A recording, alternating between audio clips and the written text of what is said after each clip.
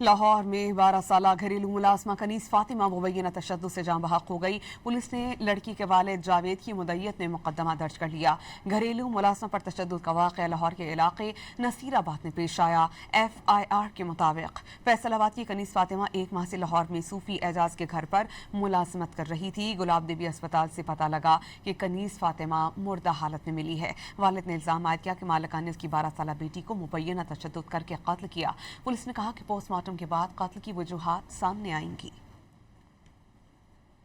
लाहौर में 12 साला घरेलू मुलाजमा कनीस फातिमा मुबैना तशद्दुद से जाँ बहक हो गई। पुलिस ने लड़की के वालिद जावेद की मुद्दत में मुकदमा दर्ज कर लिया। घरेलू मुलाजमा पर तशद्दुद का वाक़या लाहौर के इलाके नसीराबाद में पेश आया। FIR के मुताबिक फैसलाबाद की कनीस फातिमा एक माह से लाहौर में सूफी एजाज के घर पर मुलाजमत कर रही थी। गुलाब देवी अस्पताल से पता लगा कि कनीस फातिमा मुर्दा हालत में मिली है। वालिद ने इल्जाम आयद किया कि मालिका ने उसकी 12 साला बेटी को मुबैना तशद्दुद करके कत्ल किया। पुलिस ने कहा कि पोस्टमार्टम के बाद कत्ल की वजूहात सामने आएंगी।